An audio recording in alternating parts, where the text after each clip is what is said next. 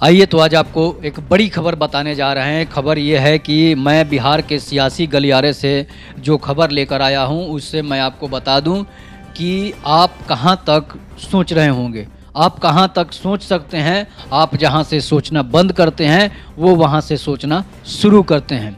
मैं बात कर रहा हूँ उन लोगों की जो नहीं चाहते हैं कि बिहार में अब कभी स्वर्ण सीएम बने, जैसे राजपूत, भूमिहार, लाला, ब्राह्मण। इसको लालू यादव प्रसाद यादव की भाषा में भूरा बाल कहा जाता था। मैं आपको बता दूं कि भूरा बाल क्या कभी बिहार का सीएम नहीं बन सकता है, या फिर बिहार में भूरा बाल का कोई नेतृत्व करने वाला क्षमता किसी में नहीं है। मैं आपको इसलिए बता रहा हूं कि बिहार में 2025 के चुनाव में बिहार में क्या कोई नया स्वर्णों का सीएम बनकर आ सकता है, क्या कोई नया सीएम उभर सकता है बिहार के लिए। ऐसा कोई नेता जो हो बिहार का सीएम बन सके। मैं आपको बता दूं कि बिहार में बहुत सारे ऐसे नेता हैं जो स्वर्ण जाति से आते हैं और सीएम बनने के लायक हैं, नाकाबिल नहीं है, काबिल हैं। मैं आपको इसलिए बता रहा हूं कि बिहार में बहुत सारे पढ़े लिखे नेता,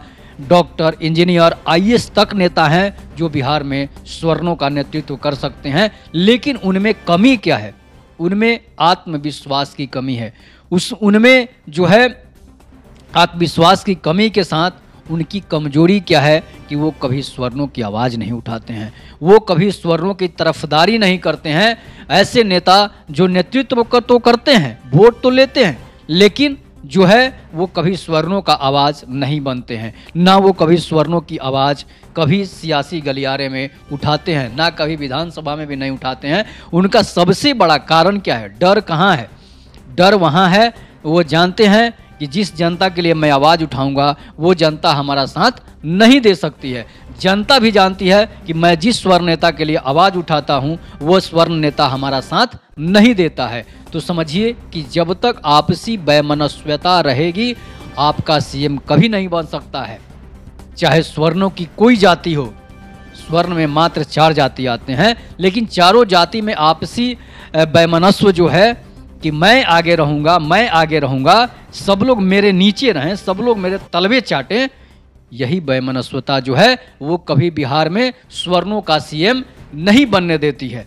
मैं आपको इसलिए बता रहा हूं कि मैंने देखा है कि स्वर्ण के नेता जो हैं किस तरह वो आपको बरगलाते हैं। वो दूसरे जाति को नहीं बरगलाते हैं, वो सिर्फ स्वर्णों को बरगलाते हैं, स्वर्णों से वोट लेते हैं, स्वर्णों से चंदा लेते हैं, लेकिन जब समय आता है तो वो स्वर्णों को ही धोखा दे देते हैं। इसलिए जनता जो है वो आपको नेतृत्व करने के लिए आपको तो आगे कर देती है, लेकिन आप उसकी आवाज़ को दबा देते हैं, आप उसकी आवाज़ को नहीं उठा पाते हैं, तो आप कहाँ से सीएम बन सकते हैं। और दूसरी बात है, अदर जातियाँ जो है वो आपको चाहती है कि आप मेरे नीचे रहें, आप कभी ऊपर नहीं उठे। उनकी दिमाग में सोच क्या है, उनकी मानसिकता कहाँ है, चाहे वो डीएसपी हो, डीएम हो, अफसर हो, कोई भी हो, चाहे वो किसी भी बड़ा देश का पद पर चला जाए, उसकी सोच ये रहती है कि आपके पूर्वजों ने हमें दबाया है, मैं आपको समय मिला है तो मैं आपको दबाऊंगा, आपको कभी आगे नहीं बढ़ने दूंगा। ये उनकी सोच है, उनकी मानसिकता है। हो सकता है कुछ परसेंट उसमें अदर जातियां जो है वो कुछ परसेंट उसमें होंगे जो इंसानियत के नाते आपको नहीं दबाना चाह रहे होंगे, उनको मौका मिलता भी होगा, वो आपसे पले बड़े होंगे तो आपको नहीं दबाना चाहते हैं। जबकि स्वर्ण जातियां ही इनको पाली पोसी और बड़ी की है, उनको पढ़ने के लिए भी पैसे दिए हैं, उनको घर चलाने के लिए पैसे दिए हैं, यहाँ तक कि उनको भोजन करने के लिए खेत बधार तक दी है।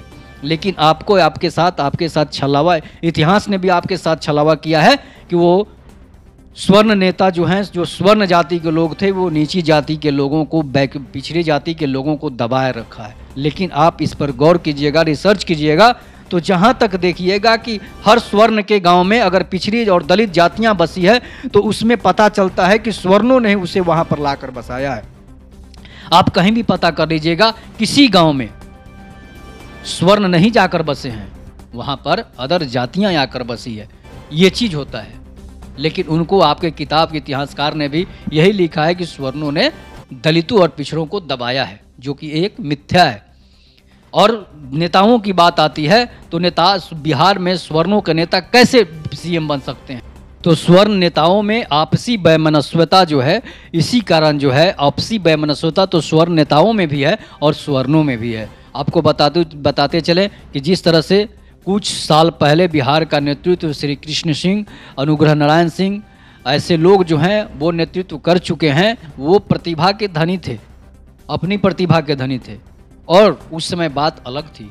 लोगों में इतनी जागरूकता नहीं थी वोट देने के लिए, पिछड़ी जातियों में भी इतनी जागरूकता नहीं थी वोट देने के लिए। आपको बता दे कि पढ़ाया जाता है, बच्चे से स्कूल में पढ़ाया जाता है कि यूनिटी इज ए स्ट्रेंथ, मतलब कि एकता में बल है।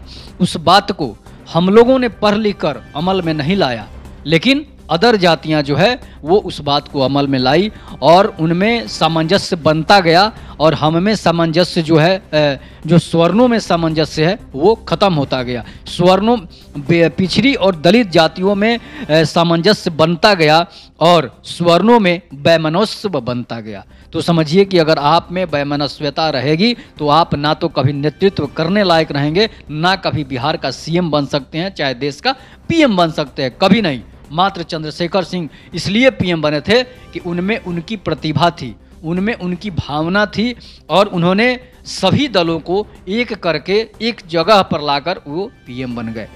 तो समझिए कि अगर कोई ताकत के बल पर सीएम बना था तो वो चंद्रशेखर सिंह ही थे, जो अपनी ताकत के बदौलत सीएम बने थे, पीएम बने थे। लेकिन मैं बिहार की बात करता हूं तो बिहार में स्वर्ण नेताओं में बहुत सारे स्वर्ण नेता हैं जो सीएम के कैंडिडेट लायक हैं, लेकिन आपस में खींचातान की वजह से वो कभी नहीं बन सकते। अगर मान लीजिए कि बात राजकुमार सिंह की आती है, जो आरा के सांसद हैं, ऊर्जा मंत्री हैं और दो बार मंत्री, स्वतंत्र प्रभार मंत्री भी रह चुके हैं, उनको अगर सीएम बनाया जाए तो उनमें हर जातियों के वोट पकड़ जो है, उनमें हर जातियों के लोग जो हैं वो उनको वोट दे सकते हैं। इसलिए वोट दे सकते हैं कि उनमें जातीयता नहीं है, उनमें सभी जातियों का उद्धार करने का क्षमता है और सभी जाति धर्म के लोग उनको वोट करते हैं। आरा की स्थिति आप देख सकते हैं। इसके बाद नंबर आता है गिरिराज सिंह का। गिरिराज सिंह में जो है नेतृत्व करने की क्षमता है, वो एक अच्छे सीएम साबित हो सकते हैं। अपने बड़बोलेपन की वजह से वो काफ़ी प्रसिद्ध भी हैं, पूरे बिहार के लोग उनको जानते हैं, जिस तरह से राजकुमार सिंह को जानते हैं। उनमें वो भी सीएम बनने लायक हो सकते हैं। अब आगे बात करते हैं स्वर्ण जातियों में ब्राह्मण जो हैं, ब्राह्मण के भी नेतृत्व करने के लिए बिहार में नेता हैं, लेकिन लाला में भी हैं, रविशंकर प्रसाद हैं। तो ऐसे बहुत सारे लोग हैं जो स्वर्ण में सीएम बनने लायक हैं, लेकिन उनमें वो सिर्फ इसलिए नहीं बन पाते हैं कि उनमें कभी आपस में सामंजस्य नहीं बैठा, इसलिए नहीं बन पाते हैं। मैं आपको इसलिए बता रहा हूं कि बिहार में 2025 के जो चुनाव होंगे उनमें बीजेपी जो है स्वर्ण समाज को साधने की कोशिश करेगी, इसलिए कि कुछ स्वर्ण समाज जो है उनमें से एक धारा ऐसा था जो अगले चुनाव में बिखर चुका था, विखंडित हो चुका था। लेकिन इस बार जो है वो नीतीश कुमार या तेजस्वी यादव के विरोध में वो बीजेपी को वोट कर सकती है। तो बीजेपी का अगर सीएम बन सकता है कोई, तो बहुत सारे ऐसे हैं जो कि सीएम बनने के कगार पर हैं। लेकिन भाजपा जो है वो स्वर्णों की राजनीति नहीं करेगी। इस समय बीजेपी जो है, इस बार जो है बीजेपी सम्राट चौधरी को इसीलिए प्रदेश अध्यक्ष घोषित किया है कि बीजेपी फिर से बैकवर्ड और पिछड़े दलित की राजनीति करेगी और स्वर्णों को फिर हाशिए पर ला सकती है बिहार में,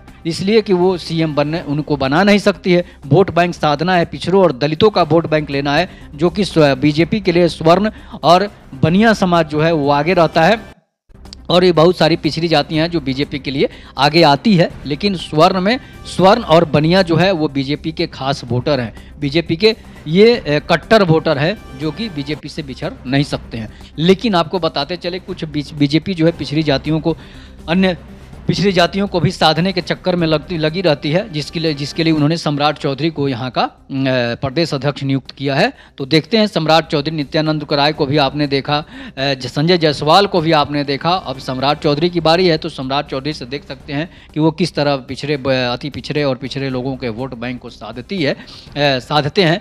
तो इसलिए मैं आपको बता रहा हूँ कि स्वर्ण वोटर जो हैं वो बीजेपी से नाराज़ तो नहीं है, पिछड़ी जातियाँ बीजेपी से नाराज़ नहीं है। तो आगे देखते रहिए। दलित जातियाँ कुछ नाराज़ है, जो बीजेपी से नाराज़ रहती है, वो हमेशा बीजेपी से नाराज़ रहती है। लेकिन वोट का समय आता है तो भगवान जाने वो कहाँ किसको वोट करते हैं। तो इसलिए मैं आपको बताया कि स्वर्ण जाति के लोग जो हैं अब नहीं सुधरे तो कभी नहीं सुधरेंगे, वो फिर पैरों के नीचे ही रहेंगे। जो शूद्र, जिनको वो शूद्र कहते थे, अब वो स्वर्ण हो चुके हैं, और जो स्वर्ण थे वो शूद्र हो चुके हैं।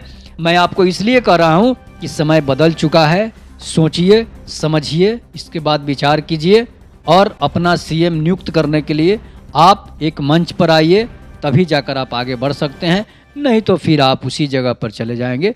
परिवर्तन ही संसार का नियम है, ट्रांसफॉर्मेशन इज लॉ।